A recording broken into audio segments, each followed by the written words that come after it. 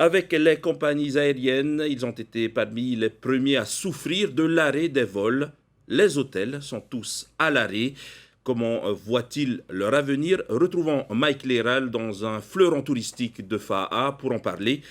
Mike, bonsoir. Bonsoir Sam, effectivement la quasi-totalité des hôtels sont fermés en Polynésie, il n'y a plus aucune activité à l'image de cette intercontinentale ici à Faa, à l'exception évidemment des quelques employés qui l'entretiennent. Je vous propose qu'on en parle avec l'un des coprésidents du Conseil des professionnels de l'hôtellerie. On va parler donc de toutes ces difficultés de l'hôtellerie et des moyens peut-être de les contourner. Est-ce que vous avez, monsieur Thierry Brovelli, bonsoir d'abord. Bonsoir. Est-ce que vous avez une estimation des pertes de l'hôtellerie en général et plus particulièrement de la grande hôtellerie que vous représentez, à la fois en termes d'emploi et en termes de recettes? Oui, bien sûr, on a été amené à faire ce genre de recherche, notamment puisque le CPH, Conseil des professionnels de l'hôtellerie, fait partie du MEDEF. On a essayé de globaliser un peu nos chiffres. Dans cette recherche de globalisation, on est arrivé à un chiffre d'affaires d'environ estimé 42 milliards en 2019. Ça représente à peu près 15% du PIB de la Polynésie. Ces 42 milliards ont été produits par 25 hôtels et en gros 3000 employés. Les pertes sont simples à calculer. Depuis le mois de mars, on est à 0 revenu. Donc c'est tout simplement de la perte sèche totale. Et vous avez une estimation sur l'ensemble de l'année? Alors sur l'ensemble de l'année, on s'attend à perdre un bon 70% du revenu annuel. Et nos besoins en personnel, sur les 3000 personnes, aujourd'hui c'est quasiment zéro. Moi j'ai besoin d'une trentaine de personnes aujourd'hui pour faire vivre mon hôtel en sommeil. Donc voilà. Donc vous avez des charges qui continuent malgré l'arrêt de l'activité. Voilà, on a des charges on continue à avoir des charges de personnel et aussi, bien sûr, on a des charges fixes, des charges d'énergie, des charges d'assurance, des charges multiples d'administration. On continue à avoir des gens qui travaillent. Est-ce que vous croyez à cette stratégie de tourisme intérieur qui est proposée par la CPME et aussi par le pays? Alors, à ça, je répondrais qu'aujourd'hui, on parle d'économie polynésienne.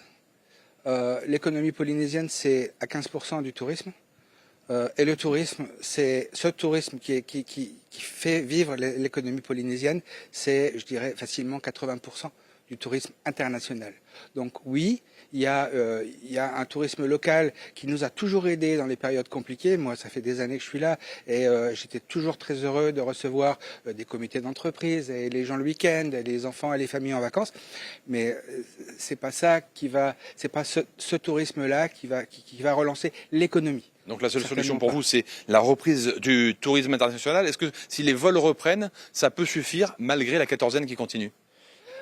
Alors, aujourd'hui, ce tourisme-là, il est arrêté pour plusieurs facteurs. Le premier, c'est effectivement la fermeture des frontières, l'arrêt des vols, la quatorzaine. Effectivement, condition sine qua non, il faut réouvrir les frontières, il faut relancer les vols.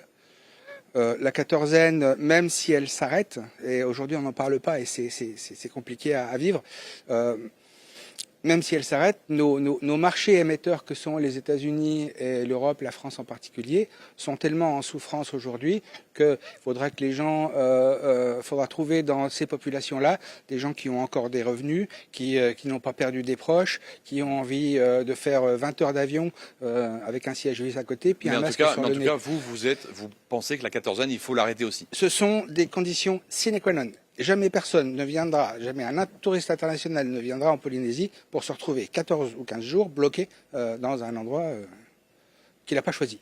Merci Thierry Brovelli. Alors on n'a pas eu le temps d'en parler, mais je sais que vous avez aussi quelques petites notes d'espoir avec des réservations qui continuent, des gens qui restent intéressés par le tourisme polynésien. J'en profite aussi pour vous dire que Mélinda Baudin, dans le VA, nous a dit du côté des pensions de famille cette fois, qu'elle croit, elle, au sauvetage du tourisme, au moins des pensions de famille par le tourisme intérieur, mais à condition que les vols soient les bons. C'est-à-dire qu'elle dit que les touristes ne sont pas forcément intéressés lorsqu'ils sont tahitiens et internationaux par les mêmes îles. Il faudrait, selon elle, des vols par exemple vers Maupiti, vers Ahé ou vers Mataiva, et ce serait une condition pour que le tourisme intérieur puisse sauver les pensions de famille.